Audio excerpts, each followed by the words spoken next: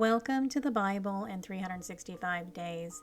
This is episode 86, and I'll be reading 1 Samuel chapters 19 and 20. Chapter 19. And Saul spake to Jonathan his son, and to all his servants, that they should kill David. But Jonathan, Saul's son, delighted much in David. And Jonathan told David, saying, Saul my father seeketh to kill thee. Now therefore I pray thee, take heed to thyself until the morning, and abide in a secret place, and hide thyself. And I will go out and stand beside my father in the field where thou art, and I will commune with my father of thee, and what I see, that I will tell thee. And Jonathan spake good of David unto Saul his father, and said unto him, Let not the king sin against his servant against David, because he hath not sinned against thee, and because his works have been to thee-ward very good.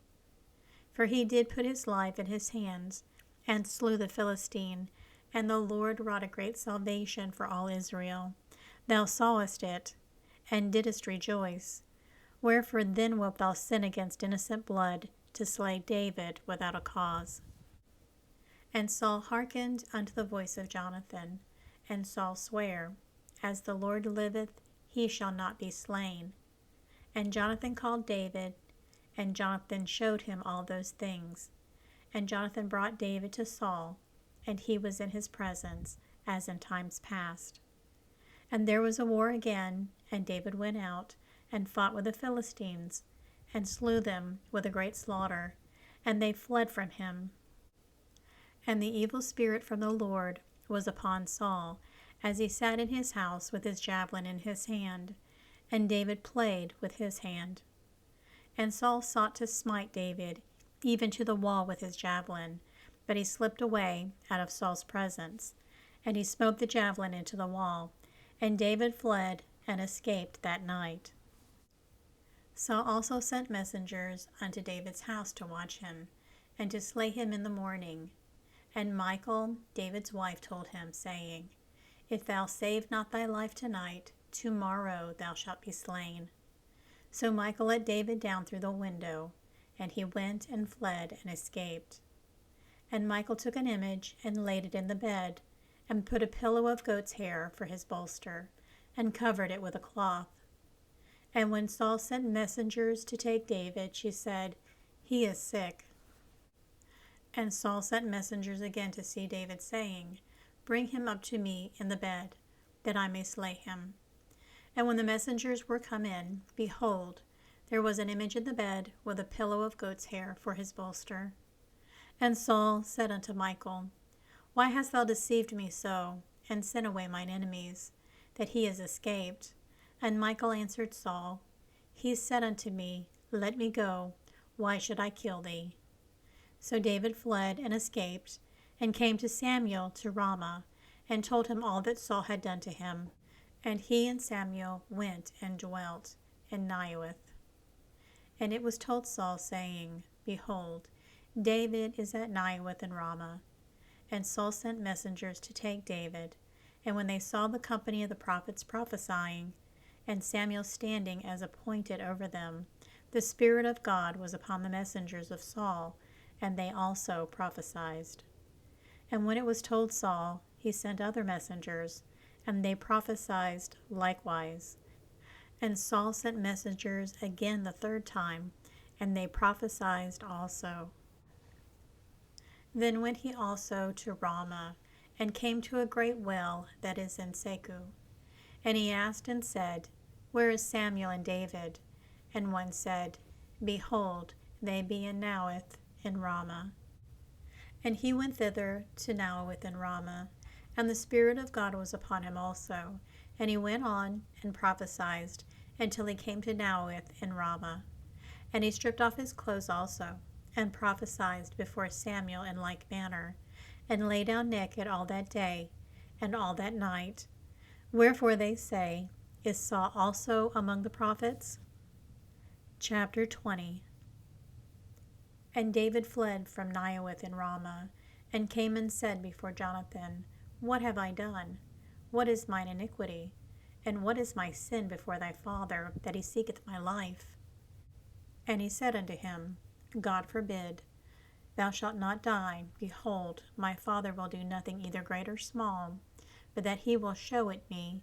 And why should my father hide this thing from me? It is not so.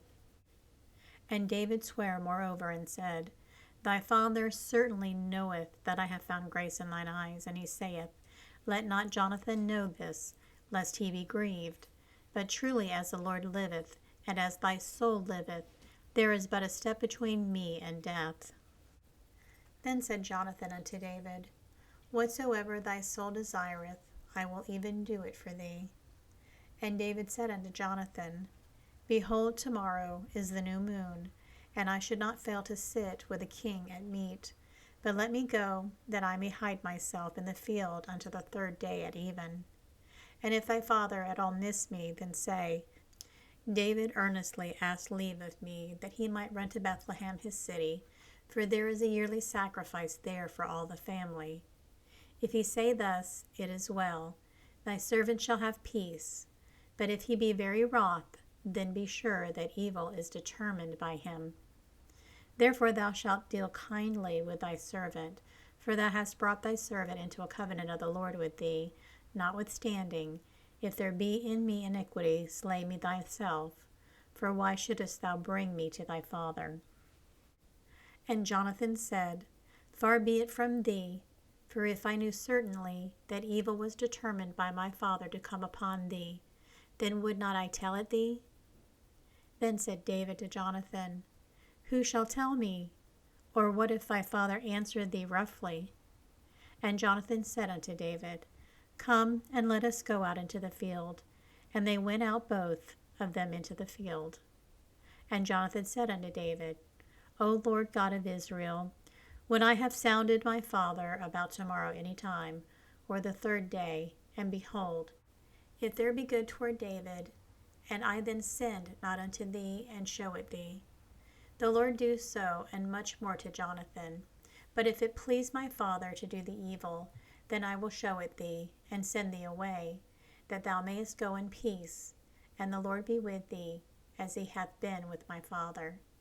And thou shalt not only while yet I live show me the kindness of the Lord, that I die not. But also thou shalt not cut off my kindness from my house forever. No, not when the Lord hath cut off the enemies of David every one from the face of the earth.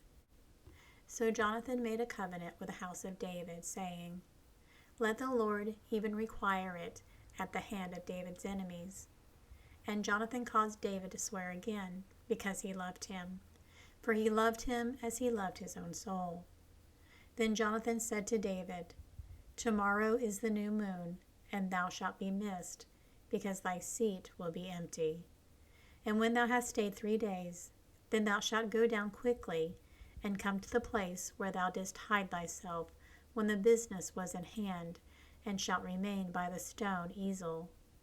And I will shoot 3 arrows on the side thereof, as though I shoot at a mark. And behold, I will send a lad, saying, Go find out the arrows. If I expressly say unto the lad, Behold, the arrows are on this side of thee, take them, then come thou, for there is peace to thee, and no hurt, as the Lord liveth. But if thus unto the young man, Behold, the arrows are beyond thee, go thy way, for the Lord hath sent thee away. And as touching the matter which thou and I have spoken of, behold, the Lord be between thee and me forever. So David hid himself in the field, and when the new moon was come, the king sat him down to eat meat. And the king sat upon his seat, as at other times, even upon a seat by the wall.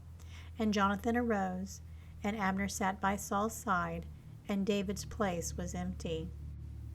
Nevertheless Saul spake not anything that day, for he thought something hath befallen him.